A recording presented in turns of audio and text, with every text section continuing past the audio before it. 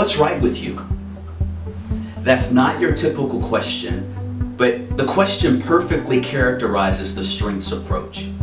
Hi, my name is Keith Hall and I serve as the director of the Noel Academy for Strengths-Based Leadership and Education here at Azusa Pacific.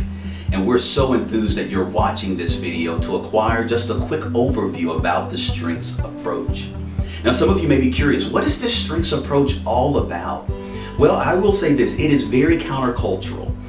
Rather than using an approach that's deficit-based, it really compels us to think about our best resources, our areas of talent, our strengths and ways that we can develop them and build on them to achieve meaningful results. So this movement actually began with a gentleman by the name of Donald Clifton. He served as the chairman of the Gallup organization. And he asked the question, what would happen if we study what is right with people? And this was during a time when psychology, for the most part, focused on deficits and areas of distress and dysfunction, in a word, pathology. And he said, hey, we should consider human possibility. And so he conducted this research project that focused on high achievers. He conducted over 250,000 interviews with the help of the Gallup organization. And from that research, a few findings emerged. The first one was this: high achievers, they spend most of their time in areas of strength. We also discovered from the research that high achievers, they learn to delegate and to partner. And so they accept the fact that they are not good at everything, but they're surrounded by people who are gifted in areas that they're not. And that's a perfect opportunity to cultivate partnerships.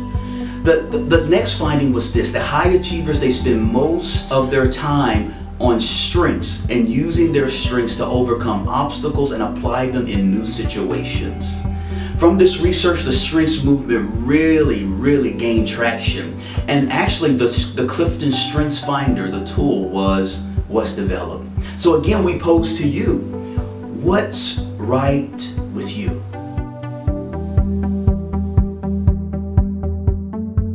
Some of you may be curious, how do I discover what's right with me? And so one way to approach that process is through self-reflection and to ask the question, what energizes me?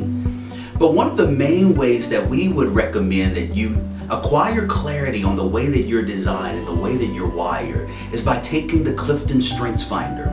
The tool was developed by Donald Clifton, and it reveals your top areas of talent. Yes, your top areas of talent. And it's a unique constellation that's only fitting for you.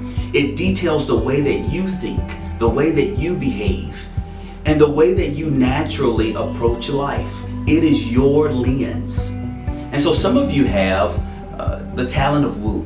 And so you enjoy walking into a space and making connections. The term woo actually stands for winning others over. Others of you may have the talent of responsibility.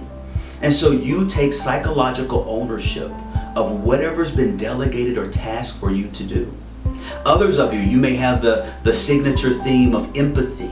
And so it's very natural for you to be understanding and to have this empathic capacity.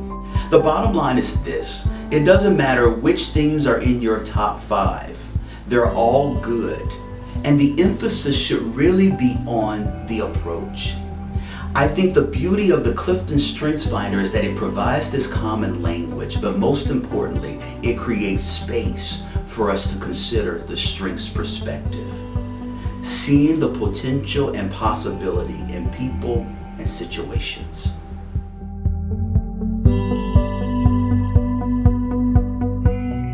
Talent by itself is not enough.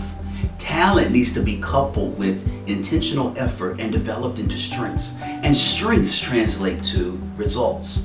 So, what are some practical steps that you can take to develop your areas of talent that are reflected in your top 5 to strengths? Step 1 starts with assessment.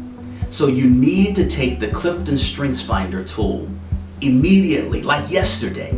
Take the Clifton Strengths Finder and discover your top 5 signature themes.